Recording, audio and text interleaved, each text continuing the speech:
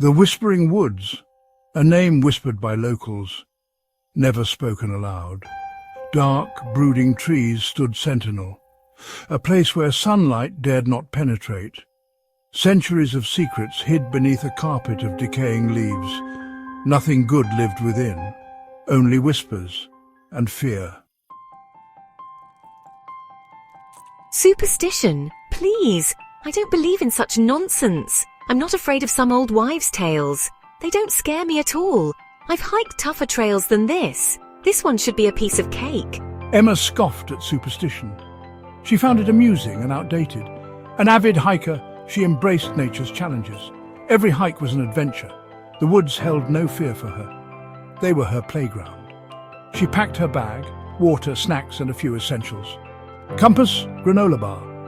A map seemed unnecessary. She knew the area well. The woods were supposed to be small, easy to navigate, no chance of getting lost. She'd be back before sunset. She smiled, confidence radiating. This was her domain.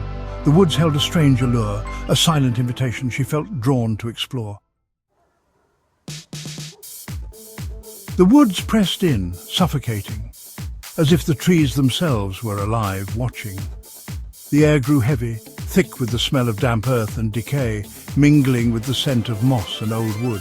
Silence hung heavy, broken only by the crunching leaves beneath her feet, each step echoing in the stillness. What was that? She whispered to herself, her voice barely audible. Then she heard it. A whisper, soft and elusive like a ghostly breath. Faint, like a breath against her ear. She stopped, listening intently, her heart pounding. Emma! Emma! The whisper seemed to come from all around her. There it was again, her name carried on the wind, chilling her to the bone. Whispered. Unease prickled her skin. She quickened her pace, her smile fading, replaced by a growing sense of dread. Lost. She wandered aimlessly, her heart pounding in her chest. The forest seemed endless, a maze of trees and shadows. The sun, a fading memory. Its last rays barely pierced the dense canopy, casting long, eerie shadows. Panic clawed at her throat. She could feel the weight of the forest pressing in, suffocating her with its silence. Each tree looked the same, a never-ending pattern that disoriented her further. She spun around, trying to find a way out. Every shadow seemed to writhe, taking on sinister shapes.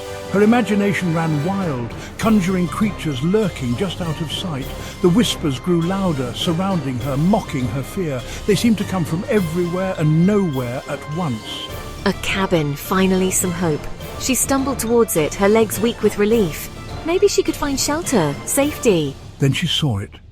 Her heart skipped a beat, a mix of hope and dread filling her. A cabin. Small, dilapidated, a plume of smoke curling from its chimney. Hope flickered. She stumbled towards it. The door creaked open, revealing a dark interior. Names covered the walls, scratched into the wood, hundreds of them. Her blood ran cold. Who were these people? What had happened to them? She saw it then, reflected in a dusty mirror. A figure, dark and menacing, standing right behind her. Welcome, Emma.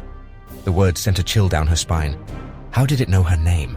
A figure, dark, skeletal, its eyes burning with unholy light. It seemed to float towards her, defying the laws of nature. It reached for her, a skeletal hand outstretched.